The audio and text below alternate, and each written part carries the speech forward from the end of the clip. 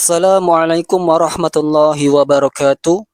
Saudaraku yang dirahmati Allah Subhanahu wa taala, tidak ada yang lebih pasti di dunia ini selain kematian.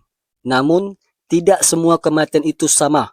Ada yang meninggal dalam keadaan dimurkai dan ada pula yang meninggal dalam keadaan dicintai Allah. Itulah yang disebut husnul. Apakah disebutkan dalam hadis sahih? Mari kita simak 15 ciri orang yang meninggal dalam keadaan husnul khotimah. Langsung dari sabda Nabi Muhammad SAW.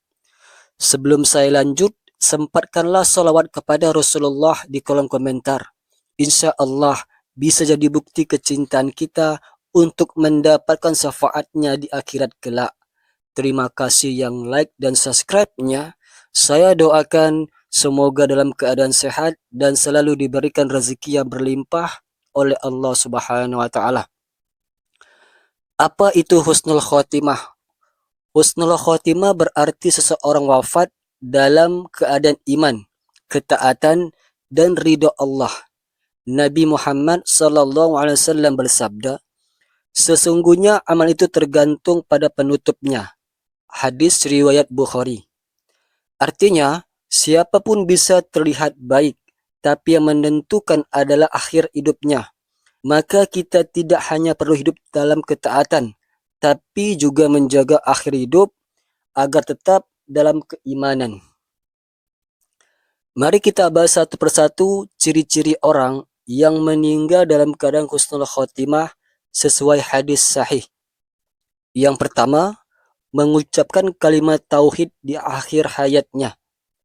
Barang siapa yang di akhir perkataannya la ilaha illallah, maka ia masuk surga. Hadis riwayat Abu Daud. Tanda ini adalah yang paling kuat. Jika seseorang wafat sambil mengucapkan kalimat tauhid, maka itu petanda besar bahwa ia diridhai Allah Subhanahu wa taala. Yang kedua, wafat di hari atau malam Jumat. Tidaklah seorang muslim meninggal di hari Jumat atau malam Jumat, melainkan Allah lindungi dia dari fitnah kubur. Hadis riwayat Ahmad dan Tirmizi. Hari Jumat adalah hari yang mulia. Wafat di hari ini adalah karunia yang besar. Yang ketiga, wafat dalam perang di jalan Allah ataupun syahid. Orang yang gugur di jalan Allah disebut syahid. Hadis riwayat Bukhari dan Muslim. Orang yang wafat membela Islam, agama, atau negeri dari penindasan akan mendapatkan kemuliaan syahid.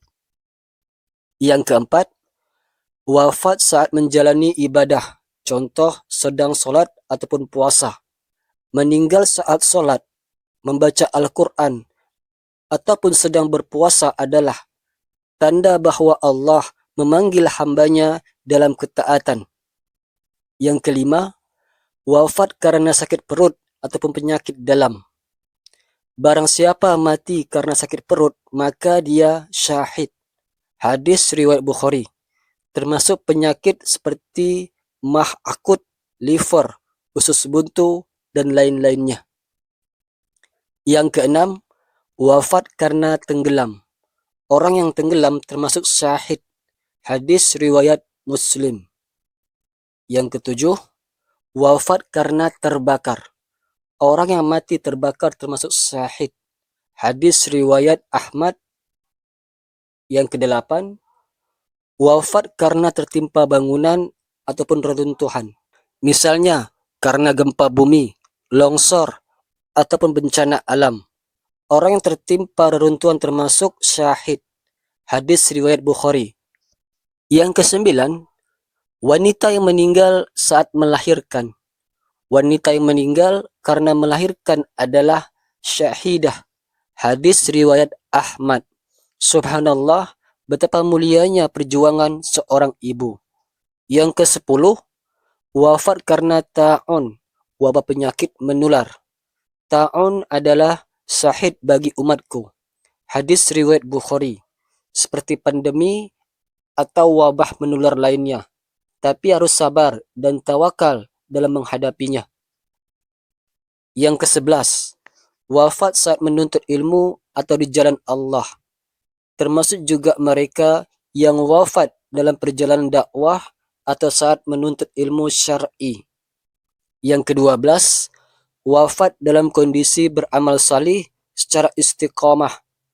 Sesungguhnya Allah mencintai amal yang terus-menerus walaupun sedikit. Hadis riwayat Bukhari. Orang-orang yang terbiasa berbuat baik semasa hidupnya, Allah akan wafatkan dalam keadaan baik pula. Yang ke-13, wajah berseri-seri dan tidak diperlihatkan siksa kubur. Banyak kisah sahabat dan ulama yang wafat dengan wajah berseri-seri. Ini tanda akhir hidupnya baik. Yang ke-14, orang yang dicintai dan didoakan banyak orang soleh. Jika Allah mencintai seorang hamba, maka ia membuat hamba lainnya mencintainya. Hadis riwayat Muslim.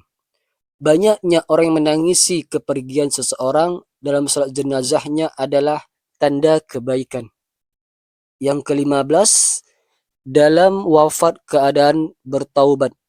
Sesungguhnya Allah menerima taubat seseorang hamba sebelum rohnya sampai di tenggorokan. Hadis riwayat Tirmizi. Siapa yang meninggal setelah benar-benar taubat dari dosanya, insya Allah wafatnya dalam husnul khotimah.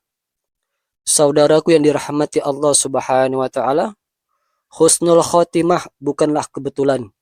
Ia adalah hasil dari kehidupan yang baik, istiqomah dan penuh taubat. Jangan tunggu tua, jangan tunggu waktu luang, jangan tunggu sempat, karena kematian tidak menunggu taubat kita. Mulai hari ini, mari kita perbanyak zikir, taubat, dan amal baik, dan mohon kepada Allah dengan berdoa. Ya Allah, jadikanlah amalan terbaik kami adalah penutupnya, dan jadikanlah hari terbaik kami adalah hari ketika kami bertemu denganmu. Amin ya Rabbal Alamin. Jangan lupa di like, subscribe, dan share video ini jika bermanfaat. Semoga kita semua diwafatkan dalam keadaan husnul khotimah. Singkat cerita, wassalamualaikum warahmatullahi wabarakatuh.